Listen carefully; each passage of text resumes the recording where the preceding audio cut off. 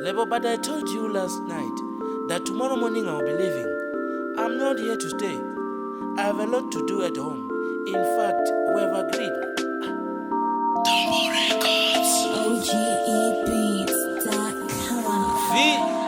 Kani zvinene ndakawamba ndichigura anipfesesi kani ndiambe ndotobvura levo ndoripulukwa natongododzura atikototuwa vongotovona mvura kana ngautorivo zvikoro zovhura ndichituwa nitodzulelo nkumbura ndikotovona uri ndingasisukudzura levo ndisatituwa kari ndimuvudze zveyamba madhekwa zvingopfara zvavudi ndopfa achirivo rosuwa si vavudi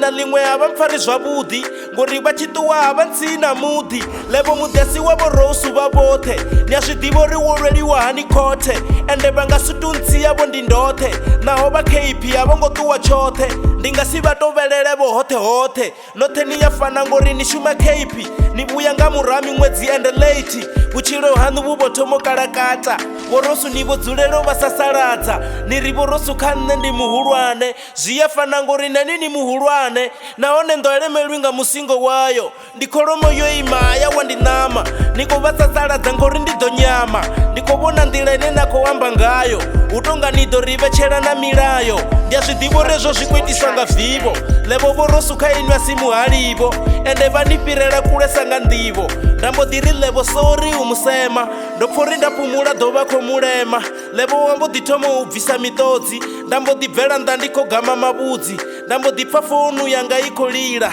ndambodiziumbulo uri ndosiya fonu ende benten fo ndi ringtone ndichisvikari bebi fonu yakholila ndichimusedza ndawana achikholila ari bebi kanezve zvichava chipiri ndari levo ne nditofunesa muzika ende ndimuvudze ne ndi muthu wa vathu ngazvo ndoimba benten yavo rwine ari vishini kambudze nga nyimbo dzawe ndari next time koshavosvika late ari khari ndimukape taxi renke rambodituwa rajena kapolo vivo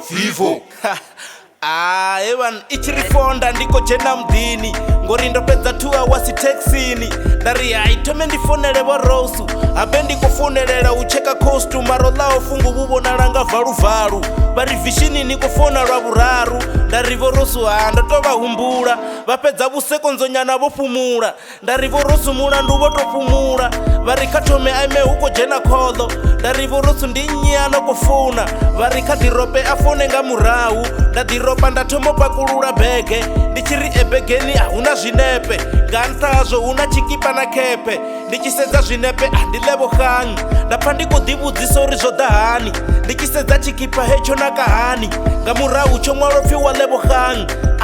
ndapfa ndikudivudzisesa zvithu zvahone ngoti chazvipfesesa levo hangi lavhu ivomupengisesa ngori zvithu zvavo votozviitesa utonga ndapa nditojena kakatini ndichigalane ndolala matsini ndambodibva khazvo ndafonela vorosu ndichiri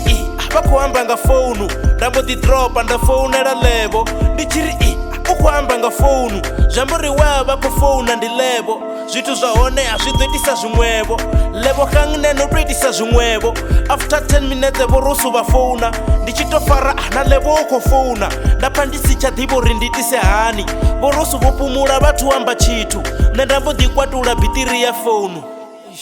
evana amapungo udalesa ritotangana ka page 6 ndidonipedzisela chitori ne